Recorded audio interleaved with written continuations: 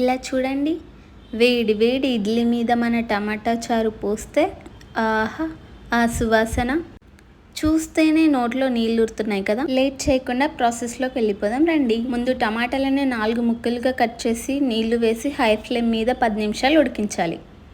ఉడికిన తర్వాత టమాటా తొక్క ఈజీగా వదులుతుంది. ఇలా హ్యాండ్తో క్రష్ చేసుకోవచ్చు, లేకపోతే మిక్సీలో గ్రైండ్ కూడా చేసుకోవచ్చు.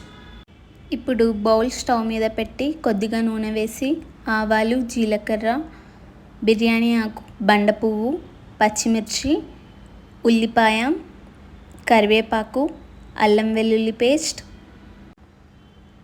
ఇంకా కొంచెం ఇంగువ, కొంచెం మెంతి పొడి కూడా వేసుకోండి. పసుపు వేసి మనం ముందే క్రష్ చేసి పక్కన పెట్టుకున్న టమాటో ప్యూరీ ఉంది కదా, అది దీంట్లో వేసేయాలి. మళ్ళీ మనం టమాటాలు ఉడకబెట్టుకోవడానికి యూజ్ చేసిన వాటర్ మళ్ళీ దీంట్లో యాడ్ చేయాలి. ఇప్పుడు ఉప్పు, కారం, ధనియాల పొడి వేసేయాలి. ఒక 15 నుండి 20 నిమిషాల పాటు ఈ చారుని ఉడకనివ్వాలి. లాస్ట్లో కొత్తిమీర వేసుకొని గార్నిష్ చేసుకుంటే ఎంతో టేస్టీ అండ్ సింపుల్ టమాటా చారు రెడీ.